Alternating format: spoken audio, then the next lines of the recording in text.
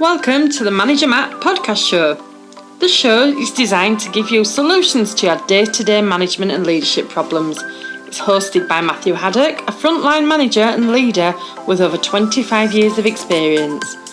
If you're ready, then let's get on with the show. Hello and welcome to the Manager Matt Podcast Show, a weekly show designed to give you, leaders and managers, the tools you need to deliver results. Now, this week's show is all around conflict management. So without any more delay, let's get on with this week's show.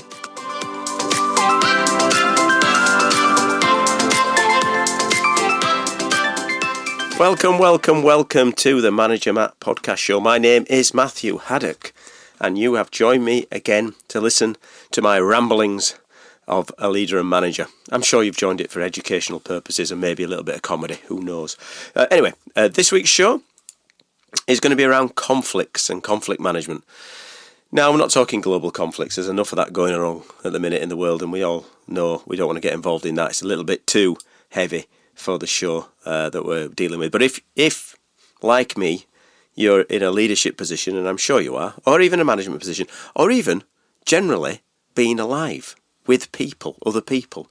So if you're not living on an island on your own and tuning in every week, and you actually deal with people, you'll know that there is conflict around us. There's conflict in what we do. And this week's show, I want to address that as a manager. How do you deal with conflict? And how do you deal with conflict resolution as a manager? Because it's very, very easy to slip away from the fact that we know conflict is going to happen. You know, the definition, I'm assuming, of conflict is two people in the same room and maybe two people in the same town. There's always going to be some conflict. But it's how you deal with it as a leader and as a manager. How do you actually address it? Now, we know what the books say about conflicts, and I'm sure you can easily do a Google search and figure it out.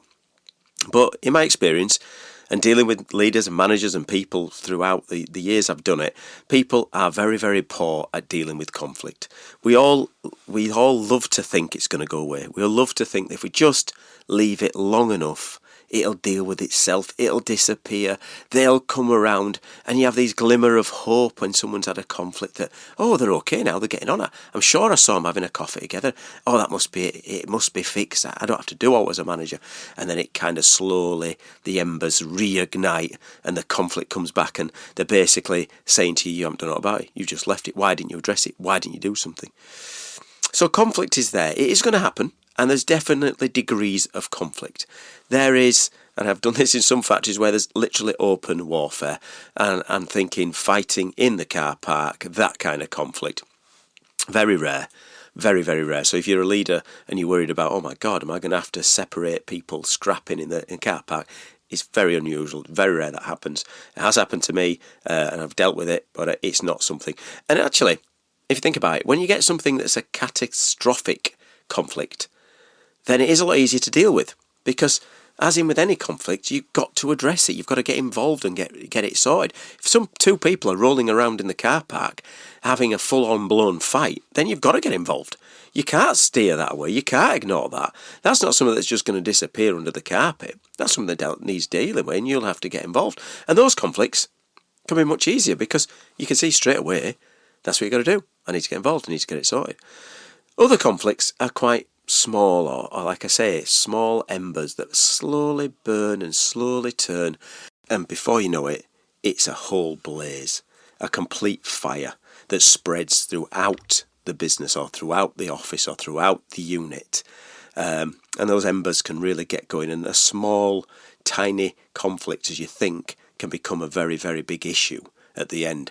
And of course, there is all the idea as a leader and manager that you've got a duty of care for the people inside your business.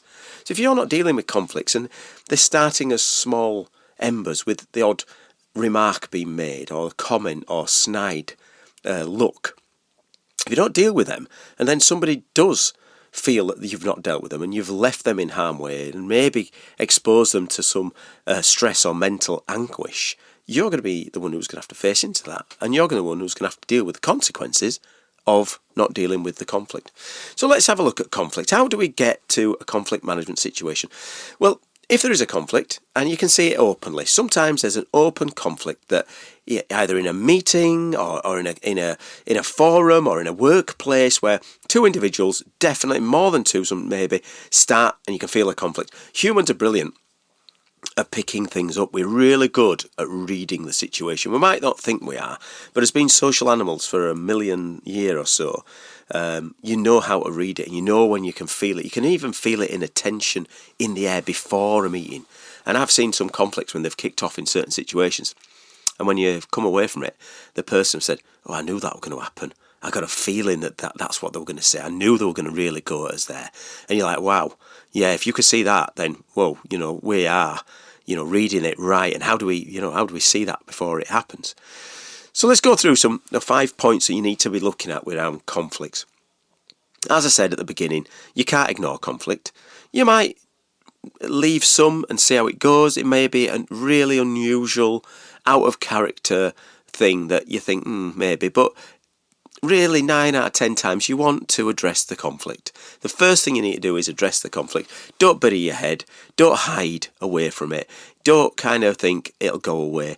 You need, as a manager, to do something, because if you let that one slide and others say and others do something, you're a shadow you cast will mean that you're a person who just lets things go. So first thing, address the conflict. Don't hide from it. Do not walk away.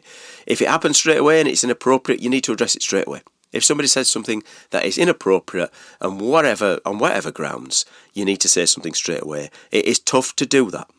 I'm not saying it's easy, but you must say something. And you don't have to say it in front of the person. If you think it's inappropriate, you can say, "Well, can I just have a word with you? Let's just stop the conversation there. I need to have a conversation with you. Come over here." If it's in a conflict situation in a meeting and you think it's gone too far, there's nothing wrong with saying, "Right, we're going to stop now. I think that we all need to take a breather and leave the room. So let's just have 10 minutes. Let's walk away. Let's have a little cool down. Then let's come back together." Further from that, when you address the conflict, you obviously make it better. You get an idea of scanning it and assessing the issue. Sometimes people say, take a higher view of what's happened. If it's a conflict between you and a person, if you're not getting what you need or you feel that person's not doing a certain act, if you're one of your directs, elevate up, see what the person's doing, and then how are you going to address it? How are you going to move that forward? And that is, of course, the next stage is clarify the issue, which is causing the conflict. And that's sitting down with the individual that you've had the issue with and using the feedback model. When you do this causes me to feel and see you doing this behaviour. That's something I don't think you should be doing. When you're being not professional at work and doing this means I have some problems and we need to do something different. So you're clarifying the issue with the person that's causing the conflict. And that might take a bit of getting to. The first thing that they think is the issue might not be the issue. So you'll have to go and make sure that you're clarifying that conflict situation with the individual. Can be difficult, but remember, you're the manager. You can't let these things lie. You've got to deal with it. And sometimes you have to deal with that issue across a number of people, especially if it's a culture and systemically going in there. You need to clarify the issue from your point of view and also listen to theirs. If it causes more than two parties, the third thing is to bring the individual parties together to talk it through. Something that does take time. Get them into the room and maybe clear the air, get things, rolling. Don't be right, that's it everyone, get on with it, I'm not having that load of rubbish. You're not a school teacher, you're a professional manager. You need to be talking through, these are the issues I've seen between you two or between the group. This cannot continue, this behaviour is not acceptable. I am the leader, therefore I expect these levels of professionalism, this level of getting things done. You would be there and you would make sure that was happening. So you bring the individuals together, you talk it through, and then you identify a solution. Managers are great at solving problems, and you're going to have to come out of that and say, right, we're going to identify a solution that's going to make this place better. We're going to drive this forward. And that's working with the parties, identifying the solution that is best for all. Look out for pitfalls, look out for people playing games at this point when they try to get a solution. But you're going to be getting a solution that says, we have decided, or you have decided, that this behaviour is not correct. So if it's a meeting and you get a couple of people who are ambushing another person in that meeting, setting him up to fail, you're going to address that conflict. You're going to clarify the cause with those individuals. You're going to get them together and say, that's not how it works. Then you're going to say, what is the solution? What are we going to do in the next meeting? And you're going to get them signing up to say that they're going to do something different.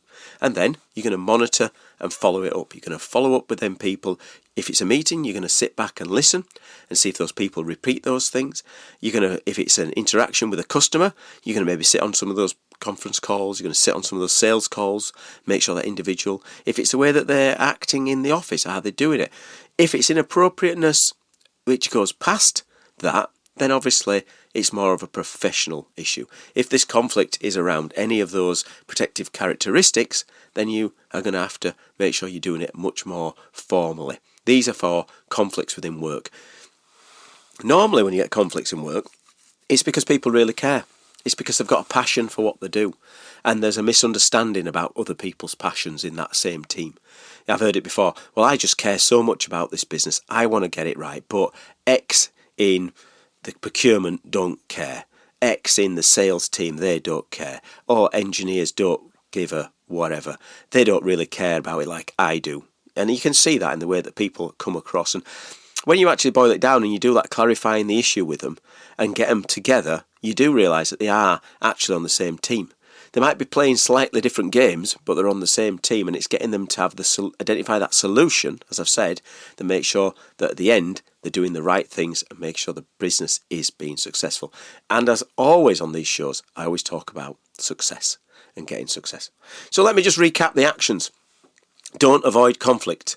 Do not walk away. Address straight away. So address the conflict is the first one, whatever you do. Second point, clarify the causes of that conflict. Work around with those people. Don't let it lie too long. Clarify. Bring the individual parties together and talk through what has happened. From your point of view as a manager and the leader, you need to do that to those individuals because you have to give them the direction. That's your job. Then you've got to identify a solution with those guys to get their buy-in, get them committed to that identified solution and agree that that's the way forward. And then you monitor and follow up. Those are the 5 points around conflict management. Well, I do hope you enjoyed that. As ever, I'm looking for feedback and new ideas on what we can do with the show, so send them to managermattpodcast@gmail.com. Would love to engage on new and old topics. Really would love some more shares, some more likes and some more comments on wherever you get your podcast for. It's easy to do, whatever you're doing. Just take the second when you've finished listening to this. And I know there's people listening because I've seen the stats. Just click on like, click on share it with one person, let them listen to it, let them enjoy it and send me the feedback. Well, that's it for Manager Matt this week. Thanks for listening and goodbye.